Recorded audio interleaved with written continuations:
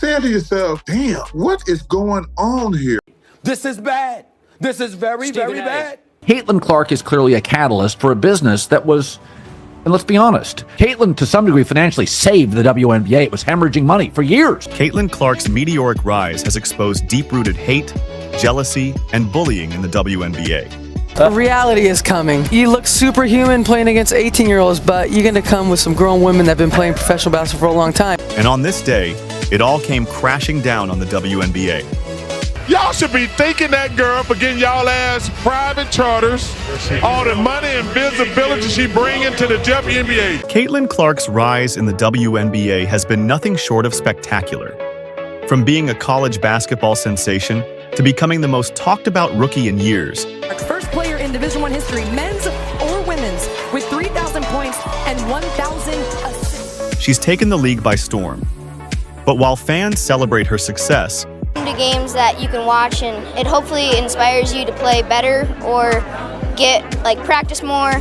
There's an unsettling truth lurking beneath the surface. Caitlin Clark's meteoric rise has exposed deep-rooted hate, jealousy, and bullying in the WNBA. And on this day, it all came crashing down on the WNBA. If you got a bunch of dudes in a room and says, let's fuck up the WNBA, we couldn't have came up a master plan. This is the story of how Caitlin Clark has revealed a darker side of the WNBA, how her success has rattled the league's establishment, and why this is something the league has to confront or face the consequences. However, I hope Kat Engelbert is ready for disappointment because there's a hell of a lot more of it on the way. When Caitlin Clark entered the WNBA, she wasn't just any rookie. She came in with enormous expectations, having shattered records in college and being hailed as the next big thing. Martin looking. Here's Clark. She fires and goes! She hits!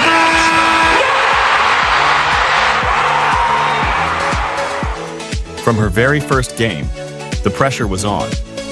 But what no one really expected was how much this pressure would turn into animosity. Last year, Indiana was 10th in pace. Christy Sides telling us Clark rattles her second three. Many veteran players in the WNBA felt threatened by the massive attention Clark received even before stepping on the court. Her success. And Asia was very candid, as she always is. It's something I really admire about her. An article about conversations around race surrounding Caitlin Clark. As the media spotlight intensified, it wasn't long before the cracks began to show. Whether it's Iowa, the Fever, or even both, the 22 Caitlin Clark jerseys were all across State Farm Arena Monday night. The question that's now being asked is, why does Caitlin Clark seem to be the target of so much hate? Teammates involved, and then also just her growth. It's been great. Let's start with some context. Last season, Clark gets away with a little push, fall away, buries it. And a little reaction for the crowd. Clark off the screen, finds some space, and there's a three. In her first game against the Connecticut Sun, Caitlin Clark put up impressive numbers, scoring 20 points with a few assists and rebounds. In the last matchup between those two teams before the playoffs, the Connecticut Sun lost. And so this time she put DeWanna Bonner on Caitlin Clark. I thought the length really bothered Caitlin. But it wasn't the numbers that stood out. It was her style. Clark was confident, vocal, and unafraid to take charge of her team, something that made some of the league's veterans uncomfortable. One of the more underrated skill sets that she came into the WNBA with, we did see her turnovers pretty high early on. It didn't take long for the negative energy to start coming from opposing players. You have to build a WNBA team. Who are you taking first? Paige or Caitlin? I have an answer. I'm taking Paige. Next question. First signs of resentment came during a heated game between the Indiana Fever and the Las Vegas Aces in July. The Aces are a powerhouse in the league, and during this game, the tension was palpable. That's great, and you have an opportunity to come back the next game and, try to play a little bit better and give yourself a chance to take it back home and win. Yeah, honestly, I felt like I got good shots. They just didn't go down, and obviously a tough time for that to happen. Throughout the game, the Aces players were seen verbally taunting Clark, calling her overrated and attempting to get under her skin. They went after her with a level of intensity you rarely see directed at rookies. But instead of folding, Caitlin Clark did what she does best. She turned it into fuel. She put up a 30-point performance that night, showing the world she wasn't going to be bullied out of her game. But that was just the beginning. The rivalry between Clark and some of the league's top players escalated. One of the most notable instances happened later that season in a game against the Phoenix Mercury. In a post-game interview, Mercury star Diana Taurasi, one of the league's all-time greats, made a comment that many saw as a veiled shot at Clark. Taurasi said, "Rookies come in thinking they can run the league, but they don't understand what it takes to be a pro. It's different here." These days, you can't say anything. Yeah, you know, it's kind of like when you go from kindergarten or first grade, there's a learning adjustment. When you go from high school to college, there's a learning adjustment. You know, I don't think I said anything that wasn't factually correct. It's 18-year-olds, but you're going to come with some grown women that have been playing professional basketball for a long time. But there is going to be a transition period where you're going to have to give yourself some grace as a rookie. And, you know, it might take a little bit longer for some people. This wasn't just a general comment. It was directed at Caitlin Clark. Veteran players in the WNBA have put in years of work, building the league to where it is today. They've fought for equal pay, for visibility, for respect. But when Caitlin Clark entered the league, it seemed like all the attention suddenly shifted to her. Off the screen, finds some space, and delivers! It's a triple for Caitlin Clark. Like clockwork. Overnight, she became the face of the league, and that didn't sit well with everyone. The endorsements, the interviews, the constant media coverage, it all fed into the growing resentment from some of the league's veterans. While Clark had only just started her professional career, she was already being touted as the future of the WNBA. Players who had been grinding for years without the same recognition felt slighted. The jealousy was real, and the group of veterans who wanted her gone was growing. But Caitlin never asked for the hype. She just wanted to play basketball. It wasn't just players who seemed to take issue with Caitlin Clark's rise. Some coaches have also subtly criticized her, questioning her leadership and ability to perform in high-pressure situations. One notable instance occurred after a loss to the Chicago Sky in June 2024. During a post-game press conference, Sky coach James Wade made a comment about how young players need to learn to control their emotions and focus on the team, not themselves. While Wade didn't mention Clark by name, everyone knew who he was talking about. Clark had had an off night, struggling with her shooting, and the comments seemed directly aimed at her. But instead of responding with words, Clark did what she always does. She let her game do the talking. Being the first WNBA player that has recorded consecutive 20-plus point rebound games. In the very next game against the New York Liberty, Clark delivered one of her best performances of the season, scoring 28 points and leading her team to a victory. And the Fever have their win against the Liberty. You'd think that women in sports media would be more supportive of Clark, given her potential to bring more visibility to the WNBA. Is that it's the league versus Caitlin Clark, and that is just absolutely false. It is unfair to the women that have been there building this league to this moment so that Caitlin Clark's popularity could take it to the next level. Is capable of magical things. In games right now, or looking like a rookie, it doesn't matter. Boy, define star for me, because so often people say, yeah, she's a star, but there were stars before her. I mean, after all, she is the reason the WNBA just got a $2 billion media deal. But surprisingly, some female commentators and journalists have been among her harshest critics. Well, I do think Caitlin and the Fever will turn it around, meaning I think Caitlin will have a much more efficient day. One of the most talked about instances came during a discussion on ESPN, where a panel of female analysts debated whether Caitlin Clark was overrated. A little deeper, and I looked at plus minus, and I also look at net rating. And when you look at that, Angel Reese has to get the nod. One of the analysts suggested that Clark was benefiting from media favoritism and wasn't as talented as the hype suggested. Why isn't Caitlin getting more minutes? Why isn't Caitlin playing? I'm sure people will tune in, but what will the conversation be then? This criticism sparked outrage from Clark's fans, but it also revealed something darker. Even within the sports media world, there were people trying to downplay her success. Instead of celebrating her achievements, they were trying to tear her down. And this wasn't just an isolated incident. The snowball was building. If your only argument for Caitlin is that it would have been a great marketing opportunity, I don't want to hear it. Female analysts, in particular, seemed to take issue with Clark's rise, claiming she hadn't earned her stripes yet. But the numbers told a different story. Clark was putting up elite-level stats, often outperforming the very players and teams that were criticizing her. There is a good basketball argument for her being on the team, for her making the team. There is now a great basketball argument. But listen, no, Shannon, listen. How she's playing right now, you just said it. I think it makes a mockery of the women's game. If the focus on, now we just have to have people because of marketing and their attention, and they're not as talented, we're not putting the best team out there. While Caitlin Clark was facing hate from players, coaches, and even some members of the media, she wasn't without her defenders. Prominent figures like Stephen A. Smith, Shannon Sharpe, and Skip Bayless took notice of the unfair treatment Clark was receiving and were quick to jump to her defense.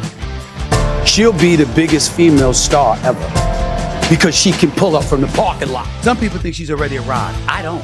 I think she's going to be even better. And I think that what she has done for women's basketball, especially in this country, has been phenomenal. On an episode of First Take, Stephen A. Smith went off on critics who were downplaying Clark's success. "Let me tell you something," he said. "Caitlin Clark is the real deal. I don't care what anyone says. This girl is a walking bucket. People hate on her because they can't handle her talent. She's got the it factor, and instead of trying to tear her down, we should be celebrating her." This is Caitlin Clark. This is the Caitlin Clark effect. And so it's time for everybody to stand down. It's time for everybody to admit, Stephen A., you were right. You were right, Stephen A. Caitlin Clark should have been on Team USA. Stephen A. wasn't alone in his defense. Shannon Sharpe, on Undisputed, also came to Clark's defense. "People just don't like that Caitlin Clark came in and shook things up. She's confident, she's competitive, and she's not afraid to back it up on the court. That rubs people the wrong way, but it's what makes her special.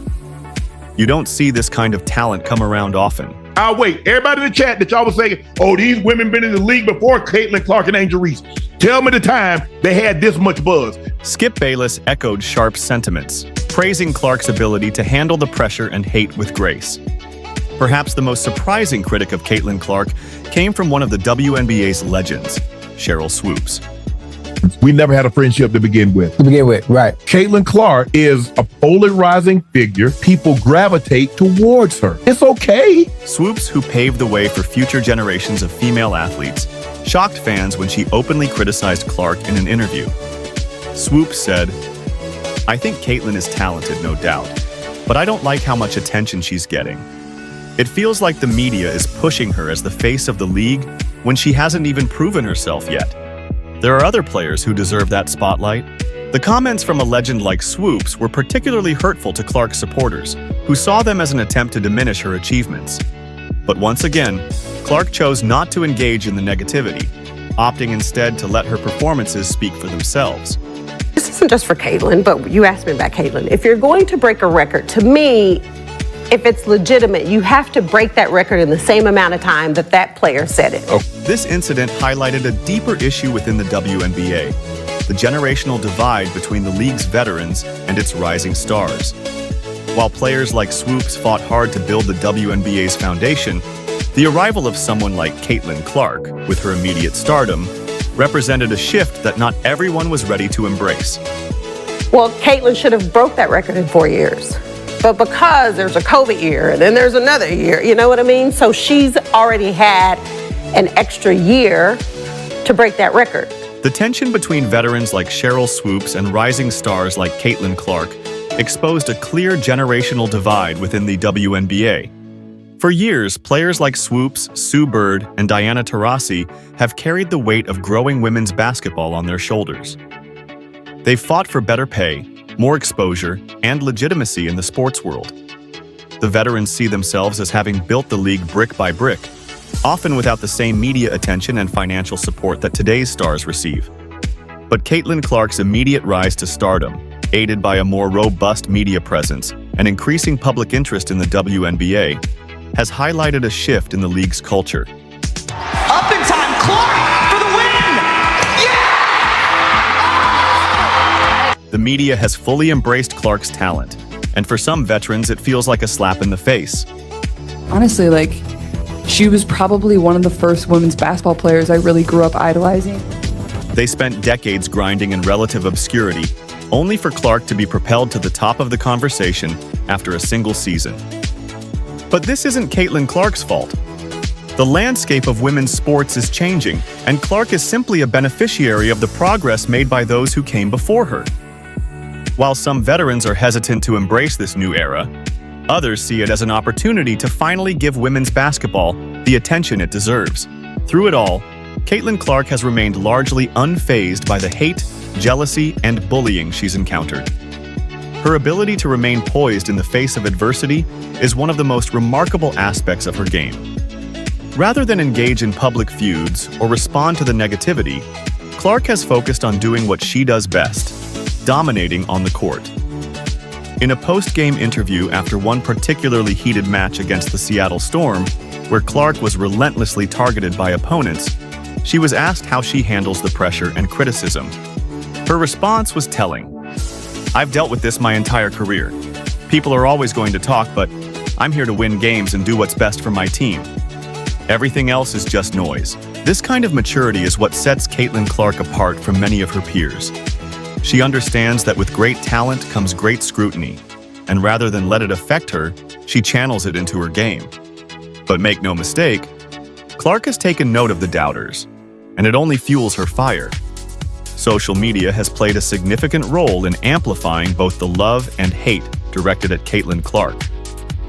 On one hand, platforms like Twitter and Instagram have given fans a way to express their admiration for her incredible performances. But on the flip side, social media has also become a breeding ground for criticism, jealousy, and unfounded accusations. After Clark's 40-point game against the Minnesota Lynx, social media exploded with praise, with many fans calling her the future of women's basketball. But amidst the praise, there were also detractors. Some called her overhyped, while others criticized her for being too cocky on the court. What's interesting is how quickly social media can turn on athletes. After a tough shooting night against the Los Angeles Sparks, where Clark only managed 10 points, many of the same fans who praised her days earlier were suddenly labeling her a fraud or inconsistent. The double standard here is obvious. Male athletes are often celebrated for their confidence and swagger, while female athletes, particularly those like Caitlin Clark, are scrutinized for the same traits. Clark's unapologetic confidence has been twisted by some into arrogance, and that narrative has been used to justify the hate she receives. Despite all the hate, Caitlin Clark has a massive fan base that rallies behind her every step of the way. Her supporters recognize not just her talent, but also the adversity she faces as one of the most talked about athletes in the WNBA. They see the jealousy from other players, the criticism from coaches, and the negativity from certain media members. And they're not having it. At every game, you can see fans holding signs that read, "We love Caitlin," or "Clark for MVP." The support from young athletes, particularly girls who aspire to play in the WNBA, is overwhelming. Clark's story isn't just about basketball. It's about inspiring the next generation to be confident, unapologetic, and resilient. With the first pick in the 2024 WNBA draft, the Indiana Fever select Caitlin Clark. One fan said after a game, "Caitlin gives me hope." Caitlin Clark had a remarkable season. She should be a first-team All-WNBA performer. I have her 4th on my MVP ballot, which is incredible. Caitlin Clark didn't set out to expose the WNBA's dark side. She didn't ask for the hate, the jealousy, or the bullying. But by simply being herself, by playing with confidence, leading with swagger, and embracing the spotlight, she's revealed a truth about the league that many have tried to ignore. On the offensive end, I mean, that's a great contest by Carrington. She goes over the screen. But in the end, it's not the hate that will define Caitlin Clark. It's her resilience, her talent, and her ability to rise above it all. The WNBA has a lot of soul-searching to do, but one thing's for certain. Caitlin Clark is here to stay. Try to get it back here so our fans can, cheer us on and have a little taste of playoff basketball as well. And no amount of jealousy or criticism is going to stop her. In the next video, We're going to dig into what Clark will bring into her second year in the WNBA, and how her rookie season will serve as the foundation to her run as the potential GOAT of the WNBA. Thanks for watching. If you enjoyed this video, make sure to like and subscribe for more in-depth breakdowns on the biggest stories in sports.